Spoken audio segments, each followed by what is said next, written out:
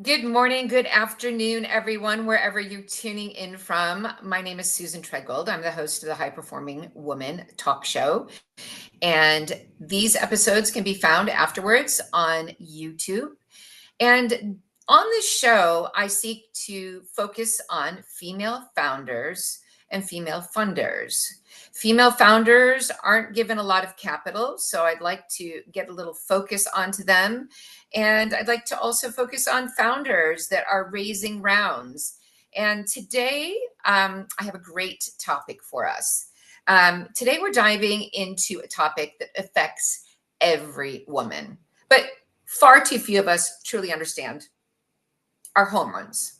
From birth control to menopause, hormonal health impacts everything. Our energy, our focus, our mood, our long-term well-being. Yet most women were never taught how to manage these changes proactively or use them to our advantage. And my guest today is on a mission to change that. So with that, I am thrilled to welcome my guest today, Dr. Sophia Yen. She is the CEO and co-founder of Pandia Health. Welcome, Sophia. Thank you so much for having me here. I just wanted to give a little, shout out to who you are. I mean, you are a true trailblazer in women's health. And I know you're on a mission to make women's lives easier, from birth control to menopause, and doing that through education, access, empowerment. And I know that you're a passionate advocate for women's health literacy. You have championed the idea of periods optional, which we can talk about later.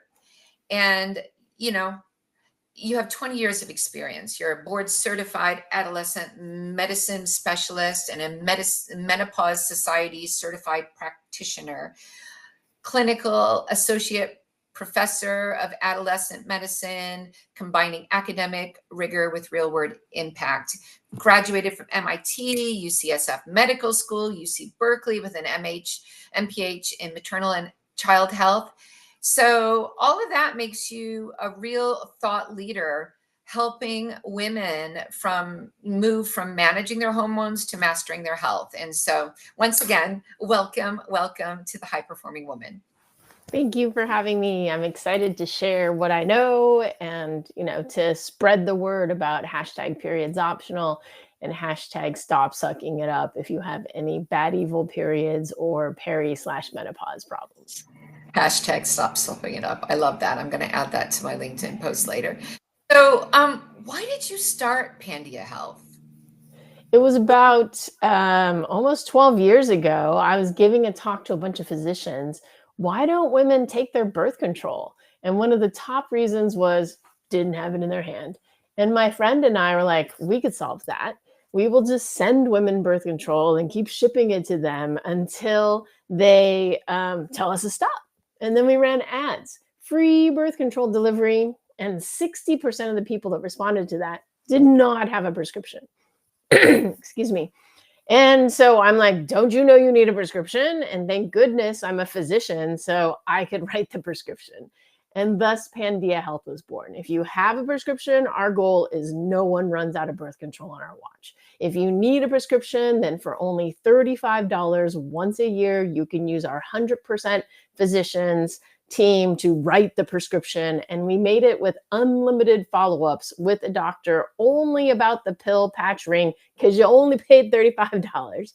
And then I hit menopause and all my friends are like, menopause. And I'm like, yes, I will find the best treatment for me and I will get it to you. And so in building our 100% physician team, we had 2 OB-GYNs with 20 years experience each in menopause. And I'm like, you will lead our team.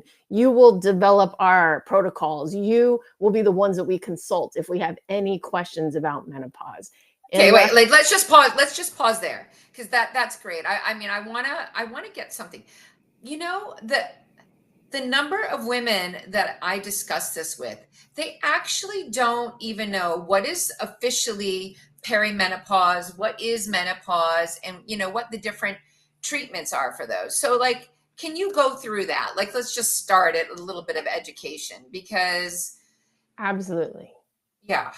No, so important, because I feel there's a lot of for-profit companies trying to scare people to do all this testing, to put women in a panic far too early. So know that the average age of menopause in the United States is 52, plus or minus 5 years, but the average age is 52. Then perimenopause is 5, maybe 7 years before that last period. And that last period is what we call menopause. And so that perimenopause is 5 years. So that's 47. And maybe if you're part of the early people, I'll take it to 45, maybe 42, but do not be freaking out about this in your 30s, 35, even late 30s. I would not. I mean, certainly it's possible, but that's like 1 out of Right. 100,000, 1 out of a million. But do not think about this. I would worry about it until about 42 at the earliest, 47 on average. When you Okay. say start worrying about it, like, do you go get a test, or how do you know whether you're in perimenopause? That is a great question. So, the key is the definition. The definition of perimenopause is that your ovaries are starting to give up and go whack. And so, your periods have to be irregular. If your periods are regular, then it is not perimenopause. You might have anemia, you might have iron deficiency, you might have a thyroid problem, but it is not perimenopause by definition if your Right. periods are regular. But Okay. if they used to be every, 28 days, and now they're 35, and now they're heavier and they're longer, okay, maybe. But it has to be irregular, it has to be different from what it has been. Otherwise, that is not perimenopause. The other Okay. key is people are trying to freak people out to get tests and stuff for perimenopause. But perimenopause is chaos. And so if you just draw a blood test, it could be high, it could be low. It doesn't really help me because it's chaos. Only if I were to check like every single day for a month and I see the chaos, then I'd be like, okay, that's perimenopause. But if you have irregular periods and it's not polycystic ovarian So syndrome, it's not so much a test, it's really the lived experience. it's the symptoms, and it's Yeah. the wacky periods. The other thing I want people to know is that with menopause, it's really frustrating for those of us that are going into that, because we define it as 1 year without periods. And so you get a period, and then 3 months later, you get another period, and you're like, oh, I have to restart the clock. Then you wait another 6 months, and you get another period, and you're like, oh, I have to restart the clock. But unfortunately, that's the definition: is a year without periods. I can say, oh, a year ago you were in menopause. So know that perimenopause is chaos. And actually, the best treatment for perimenopause is to take over that chaos and smooth it out with the birth control pill or birth control ring. You could also do the hormonal IUD or the hormonal implant for birth control. And people get very frustrated because we've educated them on bioidentical hormones for menopause. Once you've had your final period, you don't have any more periods, your ovaries have given up. Let me throw some estrogen and progesterone. Yes. But in chaos, you don't want to add estrogen on top of estrogen, because then you're going to get breast tenderness, you're going to get migraines, you're going to get risk for endometrial hyperplasia. You could add estrogen on top of estrogen, but you're going to risk all of these side effects. Better to take it over, smooth things out. And I truly believe going into menopause, going through perimenopause on stable hormones is better than the chaos. Right. So what makes thank you for those definitions and explanations. What makes Pandia Health different from other menopause companies out there? Because I don't recall, like, even 10 years ago, I don't hear don't recall a lot of information, and it was almost like that was an embarrassing taboo subject. But there's a lot more talk about it right now, and even companies starting to acknowledge it and support their employees. So what makes Pandia Health different from other menopause companies out there? Well, first and foremost, we are 100% physicians. So if you go to other platforms, they have NPs, they have PAs. Number two, we're asynchronous telemedicine. And research has actually shown that when you don't have video, phone, in person, and I ask, how many sexual partners have you had? Does it hurt when you have sex? How often do you have sex? People are more honest with this and it versus video or phone where you may sense judgment, where hopefully there is no judgment, but some people may sense judgment and may fear that. And then third, we are the only women-founded, women-led, the only doctor-founded, doctor-led birth control and menopause, telemedicine and pharmacy under one roof. So those are the key. And then the other thing is we see other competitors that use video, that use telephone, and they've become every 15 minutes. Same thing when you go to your doctor's office, every 15 minutes. And so we realize that asynchronous is actually unlimited time, because legally I have to read everything you type. So we go back and forth until both of us are happy with the outcome. But What no, an interesting concept. That's so true. yeah. I can see that. That's really a finer distinction, but it's an important one. Exactly. And we generally get back to our patients within 3 to 5 business days for menopause, and for birth control within 1 business day. So the key is to know that there are only 4 FDA approved reasons currently for HRT, which is hot flashes, night sweats, genitourinary syndrome or symptoms, which is painful sex. I call it sandpaper vagina, ripping, painful and dry. The urinary symptoms are the feeling of a urinary tract infection, having to pee, peeing a lot, but not having urinary tract infection, but also having recurrent urinary tract infections, having urosepsis. If you speak to the urogynecologist, so not just a urologist who usually handles erectile dysfunction, but a urogynecologist, a person who focuses on a woman's urinary tract system. They believe that anybody 52 and above should just throw down some vaginal estrogen to prevent recurrent UTIs. And I've actually seen that in a family member of mine who was 70 years old and started to get recurrent urinary tract infections. And as adolescent medicine, I was like, that usually happens in a 20-year-old who's getting a lot of action. Is that a consideration here? And they're like, no. And I was like, okay. And then I learned, from the Menopause Society of this increased risk of urinary tract infections. As your body takes away the estrogen, it dries up the vagina. The urethra is right above it.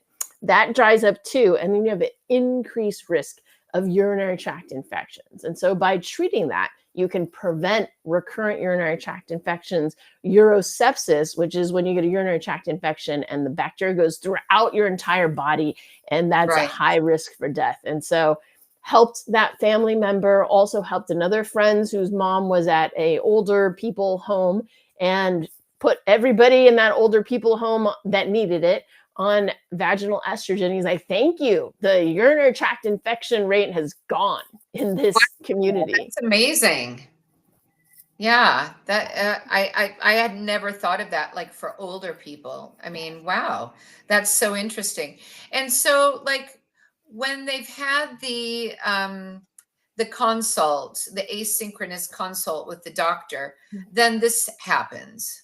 Yes. So every month, 3 months, or a year at a time for the birth control, we ship as much birth control as possible. So it'll be 1 pack, 3 pack, or a year, depending on what your insurance will allow. For menopause, we generally ship 3 months because insurance won't let us do more than 3 months. But if you're paying cash, you could certainly buy a year's supply if you want. We just say that in the beginning, you probably don't want to buy a ton because we want to see what level estrogen we want to put you on. And the goal is no one runs out of birth control or menopause, perimenopause treatment on our watch. And so are there statistics with that? Because I know what you started is you're saying people are running out of birth control. I mean, do you have statistics on unwanted pregnancies as a result of running out of birth control? So the research that I refer to is they surveyed a bunch of women and about 120 and said, what is the number one reason that you don't take your birth control?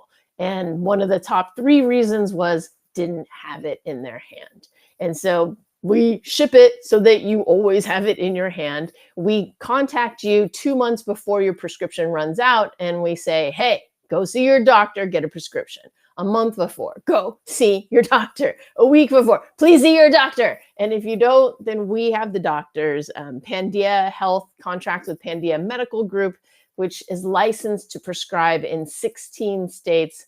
And as I like to say, we encourage birth control and menopause tourism. So if you're not in one of those 16 states, and we purposely chose the largest states with the biggest population, so that covers about 70% of the US. But my example is we're not in New Jersey or Connecticut, but we are in New York. And who in New Jersey and Connecticut cannot get to New York once a year, put your foot in New York and be like, I'm in New York right now. Fill out the questionnaire, pay the money, and then our pharmacy, Pandia Pharmacy, can deliver to 49 states plus DC. Sorry, Alaska.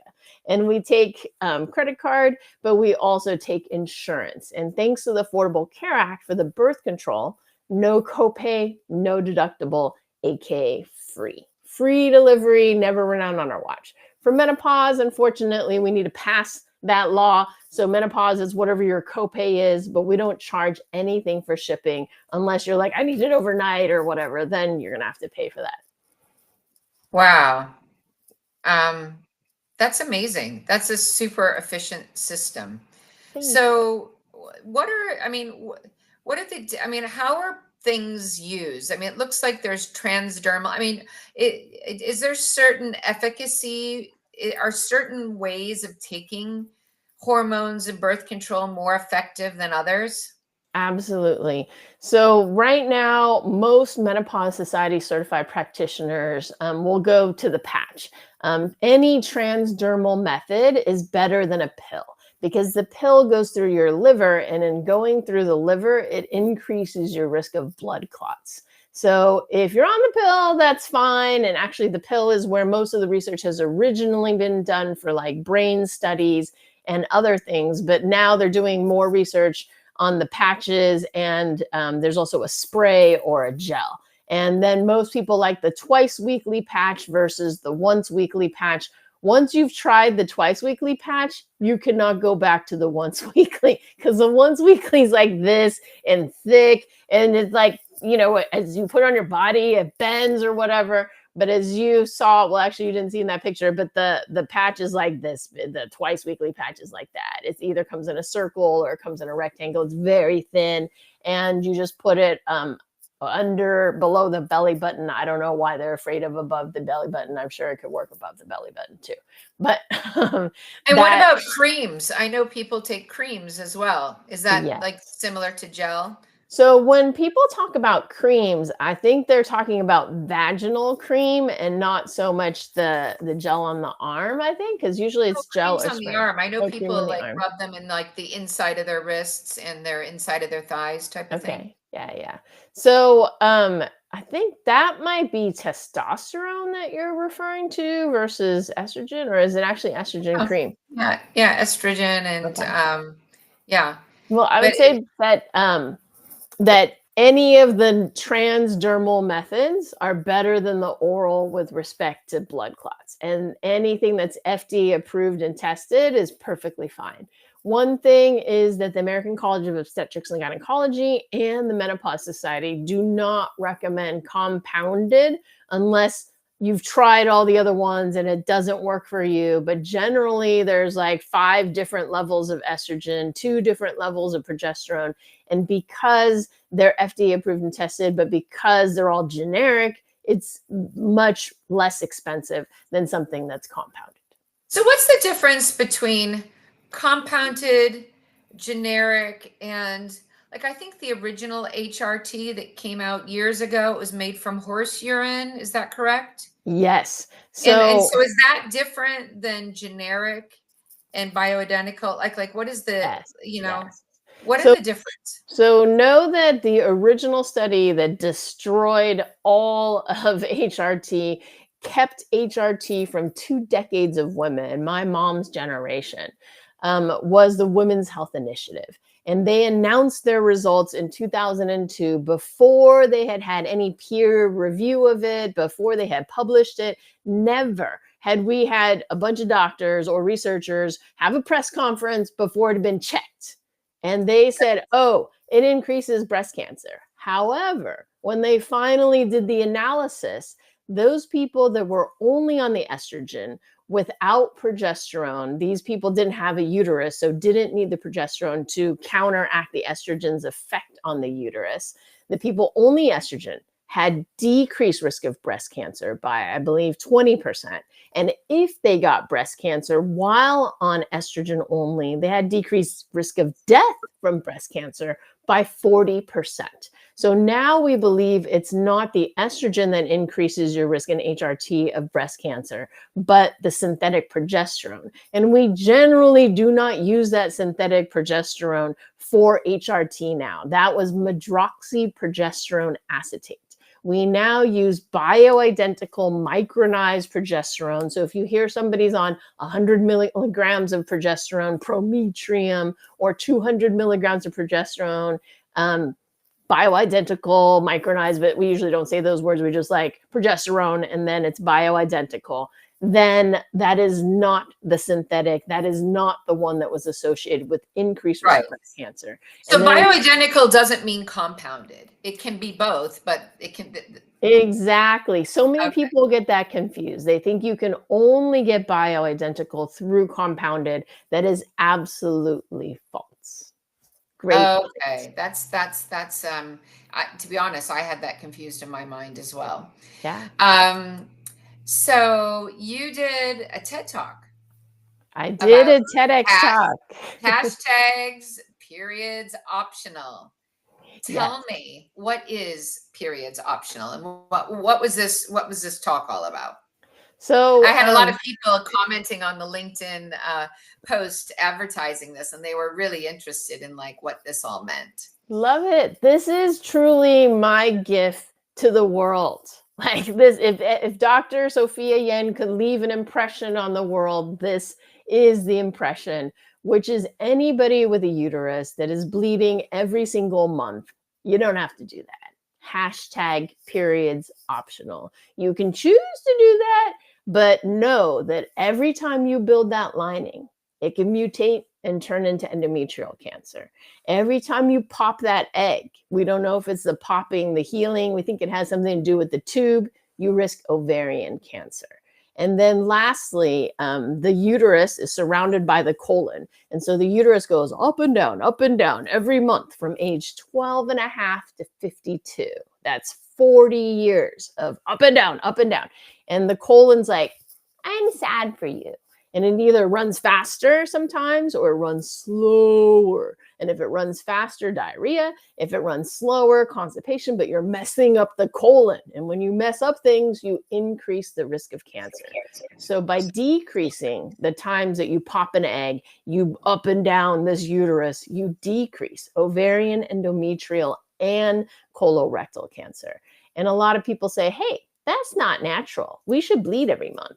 But actually, this incessant menstruation, up and down, up and down, up and down, that we're doing from 12 and a half to 52 is unnatural because Dr. Beverly Strassman, a medical anthropologist, studied the Dogon tribe in Mali, Africa, and they die about when we die. So we're comparing apples to apples, not apples to oranges. They have 100 periods in their lives. We have 350 to 400. We have enough periods for 2 or 3 other women or people that were born with a uterus. The reason why? They have 8 children. We have 2. How many periods do you have when you're pregnant with 8 children? 0. They breastfeed every 2 to 3 hours for a year to a year and a half times 8 babies. How many periods you have when you're exclusively breastfeeding every 2 to 3 hours? 0. We breastfeed 0, 3, or 6 months. And I'm not saying that we should have 8 babies, but I am saying we can approximate the pregnancy state, not bleeding every single month, with the birth control pill, patch, ring, and decrease ovarian, endometrial, colorectal cancer, and anemia. Fascinating. Right. Um, it, that's interesting. But I could have sworn that people say that bleeding, that something happens to women when they stop bleeding. And like, is there any benefit at all to bleeding? The number one cause of anemia in a menstruating woman is menstruation. And that's a question we love to ask medical students at UCSF back in my day. The answer to the question is in the question. Menstruation is the number one cause of anemia. So if you as a woman Wow. have heavy periods, painful periods, but mainly heavy, and you're feeling tired, you're looking pale, your heart rate's beating fast, it's because you don't have enough blood. And just think of it, once a month, take a knife to your arm and go and bloodlet yourself 1 week out of 4. Nobody without a uterus is doing that. And as an adolescent medicine professor, we see the hemoglobin in young men go up during adolescence, and we see it go down during adolescence in young women. But I wonder if we would see that if we were doing what we should be. My OB-GYN professor at UCSF says the natural state of a female animal is pregnant or breastfeeding. How many periods do you have when you're pregnant or breastfeeding? 0. So, I mean, would that be different? So the period's optional by having these synthetic suppression of the period is, would that be different than the state? I mean, what are the studies about being on, birth control all your life to Yes. prevent the periods? Yeah. How does versus, that's, you're not getting your period for a different reason. Yes. Do you know what I mean? Yeah. So the paper that I like is in the New England Journal of Medicine, and I believe it came out, I have to look it up, but I feel like 2020 or something, actually before I did this TEDx talk. And so it shows that those people who go on the birth control pill, patch, ring for, a decade or more decrease their risk of ovarian, endometrial, colorectal cancer. And if you go to, the Cancer Society's website and they talk about ovarian cancer, the only way to decrease your risk of ovarian cancer is to go on the birth control pill, patch, or ring for 5 years, and you can decrease your risk of ovarian cancer by 50%. Wow, that's significant. Yeah. And the longer you're on it, the better the decrease risk. So I would say, if you do 7 or 10 years, then you have a much lower risk of ovarian cancer because you're not popping out that egg. And so it's just basic biology. Don't piss off the endometrium that many times. Don't rip that ovary or make that, tube do something 350 to 400 times versus the natural 100 times. And so it is a way to decrease ovarian cancer. It is a way to decrease anemia. And they've actually shown people even without anemia. They did a research study. They took out all the people with anemia, and then they just looked who has iron deficiency but not anemia. And with the iron deficiency, there were lower math scores. And then when you gave them their iron back, their math score bumps up. And so we've always said women have lower math scores because of confidence. And sure, absolutely sexist, that kind of stuff there. But get your period and get better math scores. Yes. I use it as Tiger Asian mom. I have 2 young daughters, and the example I give is MIT pre-med biochem final. All of a sudden, bleh, and I'm like, do I run to the bathroom or do I finish the exam? And all you type A people, you know the answer. You finish the exam. But I look to my left, I look to my right, MIT, ton of dudes, and